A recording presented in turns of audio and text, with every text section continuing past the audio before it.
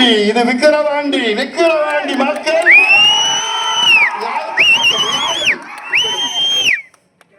அதனால இதெல்லாம் நீங்கள் சிந்தியுங்கள்.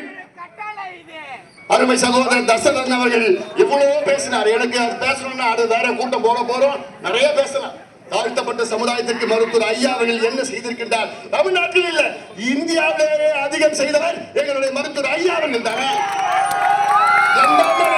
பேசுவோம்,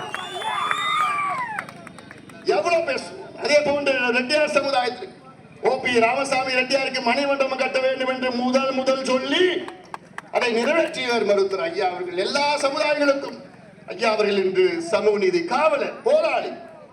இதெல்லாம் நீங்கள் சிந்தித்து பாருங்கள். மீண்டும் சொல்கின்றேன், ஏதோ ஒரு இடைத்தேர்தல் கிடையாது, இது நமக்கு முக்கியமான ஒரு தேர்தல். திமுக தோல்வி அடைந்தால் அவர்களுக்கு ஆட்சி போவது கிடையாது.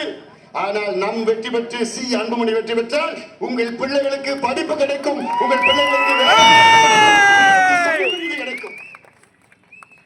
இதை உறுதி செய்கின்ற வகையில் நீங்கள் எல்லோரும் நம்முடைய வெற்றி வேட்பாளர் சி அன்புமணி அவர்களை மாம்பழம் சின்னத்தில் வாக்களித்து அவர் வெற்றி பெற செய்யுமாறு உங்கள் எல்லோரையும் பணியோடு பாசத்தோடு கேட்டுக்கொண்டு,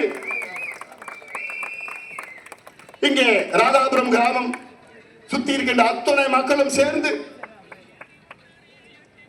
ஒரே அணியில் நின்று நம்முடைய வெற்றி வேட்பாளர், தேசிய ஜனநாயக கூட்டணி வெற்றி வேட்பாளர், பாட்டாளி மக்கள் கட்சியின் வேட்பாளர், ஒரு பொது வேட்பாளர், இந்த பகுதியை சார்ந்தவர், பக்கத்து கிராமத்தை சார்ந்தவர், எளிமையானவர், அன்பானவர், அவர் எல்லா சமுதாயத்திற்கும் நண்பராக இருக்கின்றவர்.